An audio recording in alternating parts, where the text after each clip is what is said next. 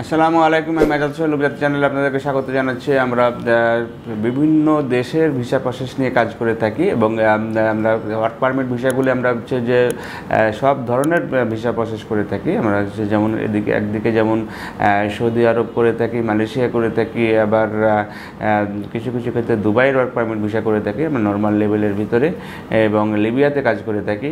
আবার পাশাপাশি হচ্ছে যে আমাদের যে মিড লেভেলে যে কাজগুলো হয়ে থাকে, বিশেষ করে হচ্ছে যে ইউরোপের নন সেনজেন যে কাজগুলো আমরা করে থাকি, তার ভিতরে সর্বচেয়ে বেশি এই মুহূর্তে আমরা ফাইল জমা দিচ্ছি হচ্ছে সার্বিয়ার ভিসার জন্য।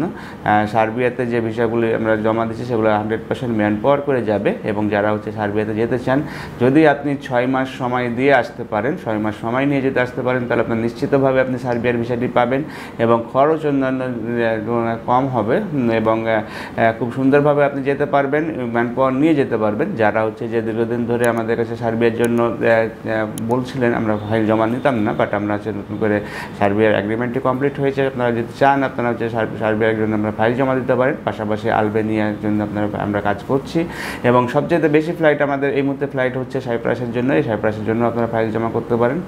এবং হায়ার কাজগুলোর ভিতরে আমাদের অস্ট্রেলিয়ার কিছু কাজ আমরা অলরেডি ডান করে ফেলেছি এবং এখানে যেতে পারবেন। পাশাপাশি ইউকের কিছু কাজ আছে, এগুলোর জন্য আপনারা চেষ্টা করতে পারেন।